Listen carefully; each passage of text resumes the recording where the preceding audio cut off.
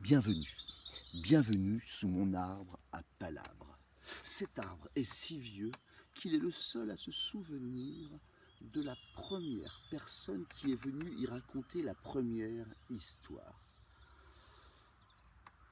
En ces temps étranges où notre horizon s'est considérablement amoindri, s'est réduit comme peau de chagrin, eh bien moi j'ai décidé de rendre visite à cet arbre, car il garde en mémoire tant de merveilleuses histoires.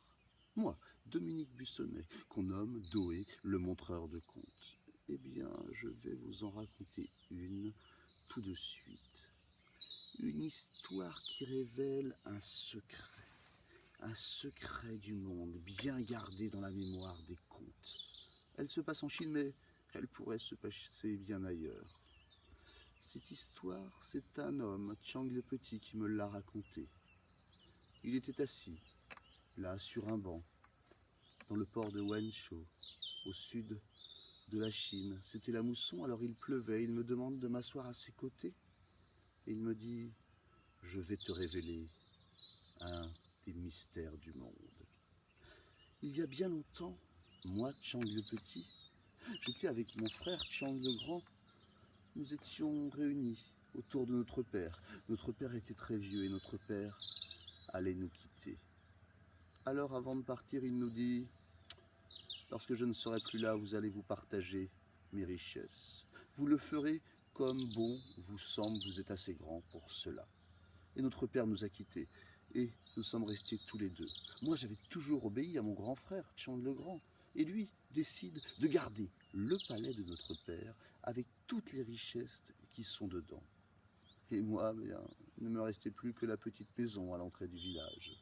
Autant dire que lui était riche et moi, eh bien, j'étais pauvre. Alors, pour pouvoir vivre et nourrir ma femme, eh bien, je décide de devenir pêcheur. Mais je ne suis pas un très bon pêcheur, non, loin de là. Je ne ramène pas beaucoup de poissons à la maison.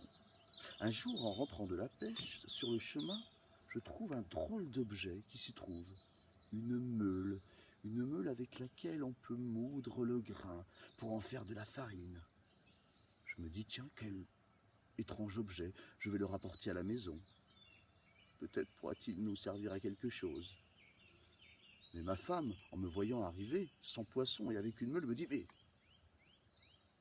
c'est complètement inutile, mon pauvre Chang. Nous n'avons rien à moudre.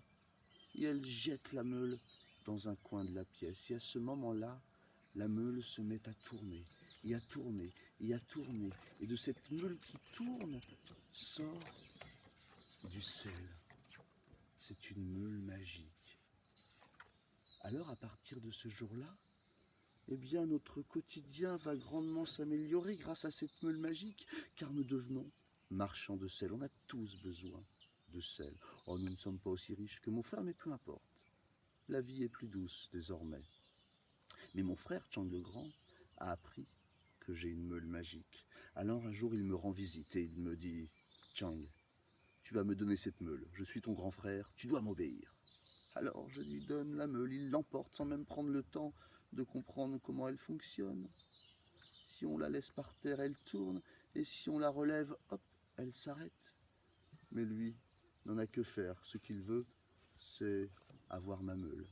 Alors il rentre chez lui et il la jette dans un coin. Et la meule se met à tourner, bien évidemment. Et de cette meule qui tourne, sort du sel. Encore, et encore, et encore, et encore. Et mon frère ne sait pas comment arrêter cette meule. Alors, il la pousse du pied. Il la fait quitter son palais, car la meule est en train de produire tant de sel que le sel sort par les fenêtres, par les portes de son palais. Et il la pousse, il la pousse, il la pousse, il la fait rouler jusqu'à la mer. Et au fond de la mer, la meule continue de tourner, toujours et encore. Et de cette meule qui tourne, sort toujours et encore du sel. Voilà pourquoi, depuis ce jour, la mer est devenue salée. Merci d'avoir écouté cette histoire. J'espère vous retrouver bientôt sous mon arbre à palabres.